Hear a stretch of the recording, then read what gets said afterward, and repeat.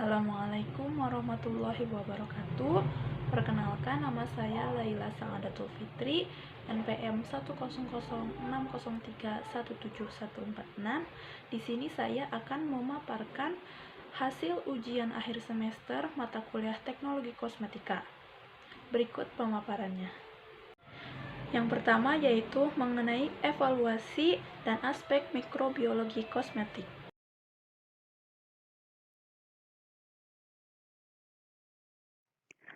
Cosmetic testing terdiri dari 7 pengujian.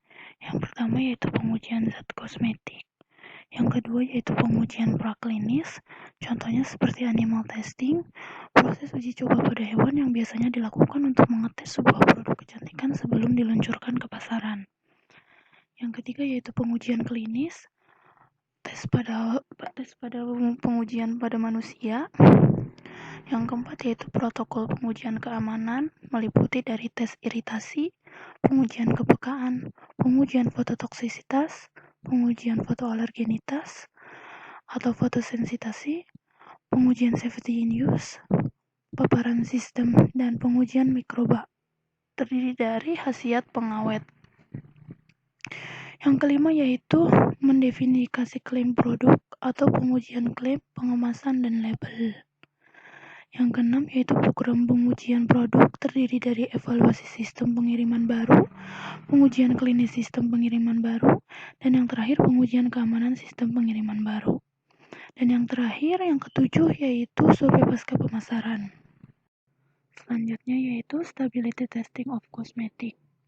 Stabilitas didefinisikan sebagai kemampuan suatu produk obat atau kosmetik untuk bertahan dalam batas spesifikasi yang ditetapkan sepanjang periode penyimpanan dan penggunaan untuk menjamin identitas, kekuatan, kualitas, dan kemurnian produk tersebut.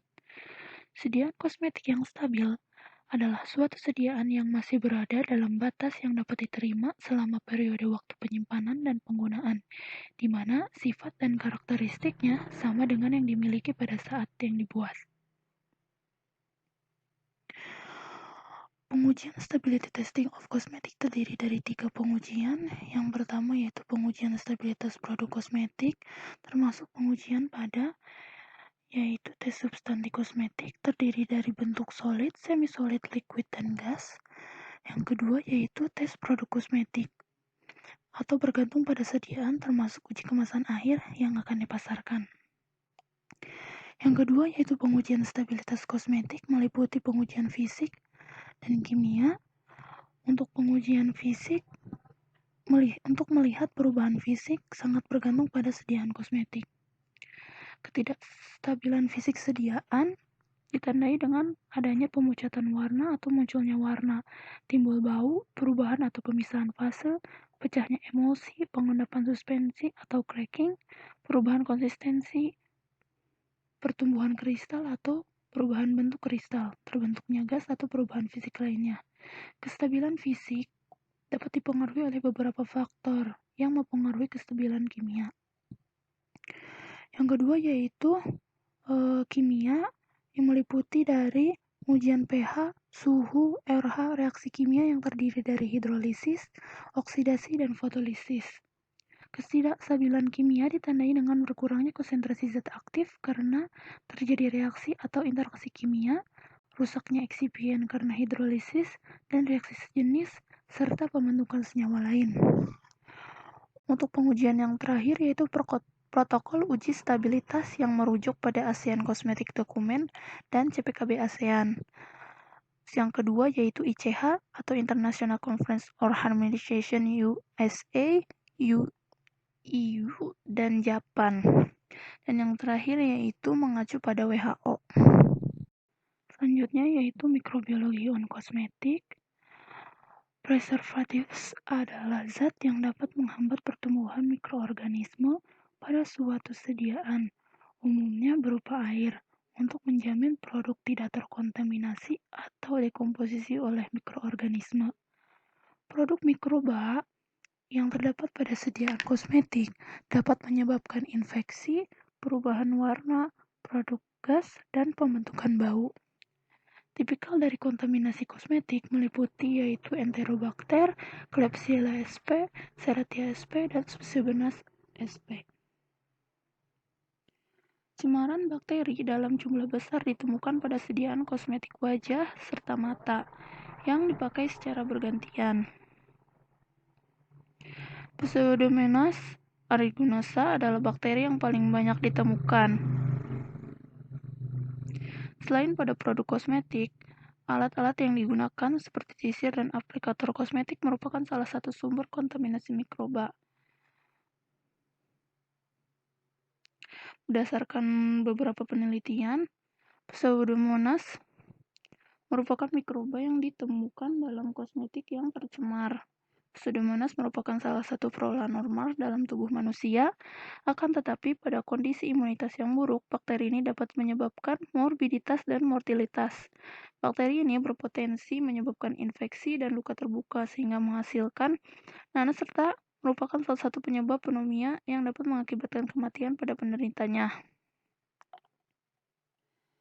Cara kontaminasi mikroorganisme pada kosmetik yaitu kosmetik dengan kadar air yang tinggi beresiko mendukung pertumbuhan mikroba setelah adanya kontaminasi dalam penggunaan. Penggunaan make up yang terpapar dalam proses produksi dan mikroflora komersial pada kulit memungkinkan terjadinya tingkat cemaran pada tingkat yang rendah dapat terjadi pada tingkat produksi produk. Tanggal kadaluarsa produk kosmetik ditentukan oleh lamanya waktu pengawet yang diformulasikan dalam produk tersebut, mampu mengendalikan kontaminasi.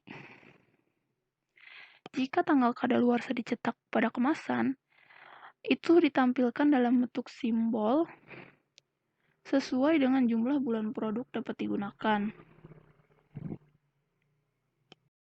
Mikrobiologi testing. Data-data seputar aspek mikrobiologi dari produk kosmetika dapat dilengkapi melalui beberapa cara.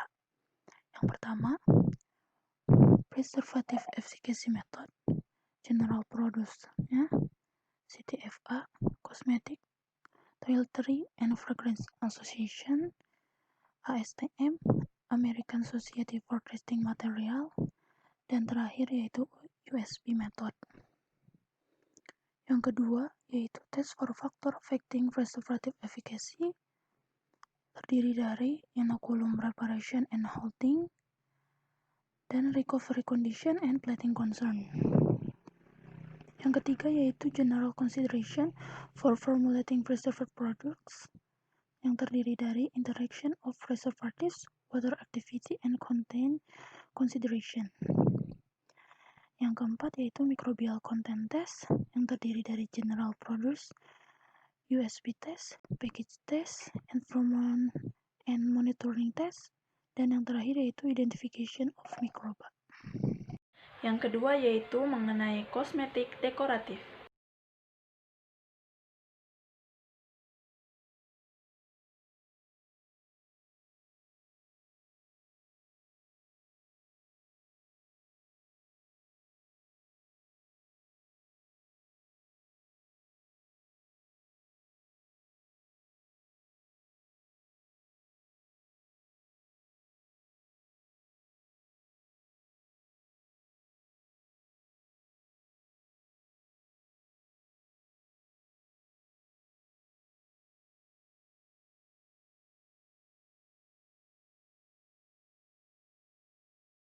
Dan yang terakhir yaitu mengenai antiperspiran dan deodoran.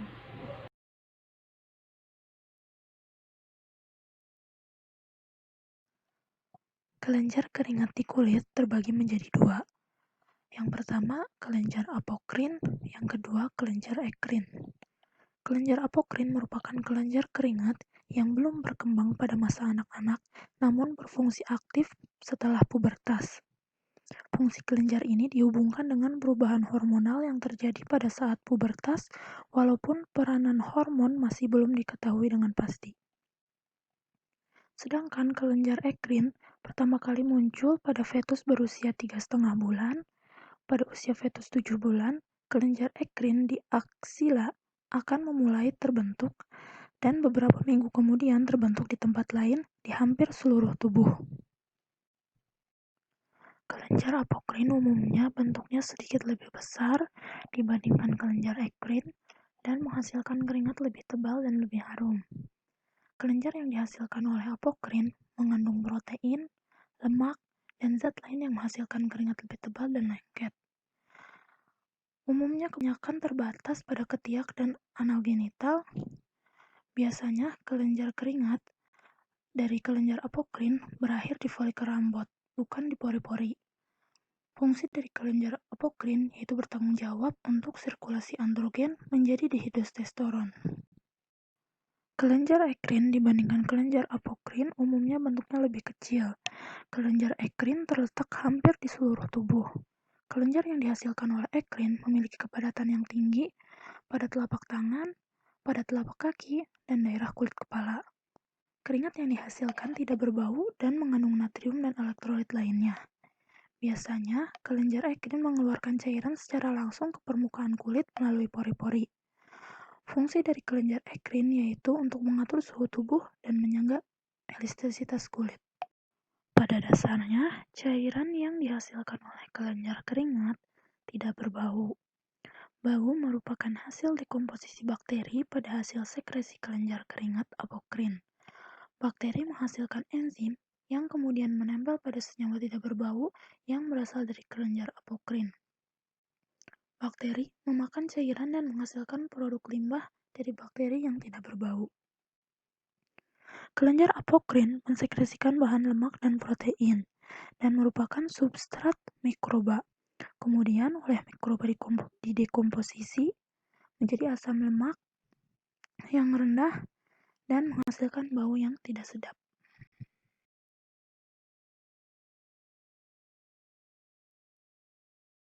Antiperspiran merupakan sediaan kosmetik yang ditujukan untuk maksud mempersempit pori-pori sehingga mengurangi keluarnya keringat. Antiperspiran berbasis garam aluminium dengan cara menghalangi saluran keringat. Yang pertama, membuat pH asam untuk mempertahankan terhadap serangan mikroba. Yang kedua, menetralkan bau badan dengan membentuk senyawa kompleks. Yang ketiga, menurunkan kecepatan persipasi atau ion polivalent mengkoagulasi protein pada poli kulit. Garam aluminium larut selama formulasi adalah asam pH rendah. Ketika antiperspiran disemprotkan ke dalam kulit dan kontak dengan keringat, maka pH akan naik, menyebabkan garam aluminium mengendap dan membentuk sebuah plak di atas kelenjar keringat. Keringat yang terus diproduksi oleh kelenjar keringat tidak bisa keluar dan hanya mampu mencapai permukaan kulit. Deodoran merupakan sediaan kosmetik yang ditujukan untuk menyerap keringat dan mengurangi bau badan dengan cara mencegah aksi bakteri pada keringat, mencegah sekresi keringat, menutupi bau ofensif dengan menyenangkannya. Deodoran mampu membunuh dan menonaktifkan bakteri karena deodoran mengandung antiseptik. Contohnya seperti klorin, misalnya hipoklorit dan chlorhexidine, bekerja dengan membunuh bakteri yang mungkin bertanggung jawab untuk bau. Sekian pemaparan yang bisa saya sampaikan. Mohon maaf apabila masih banyak kekurangan. Semoga bermanfaat. Wassalamualaikum warahmatullahi wabarakatuh.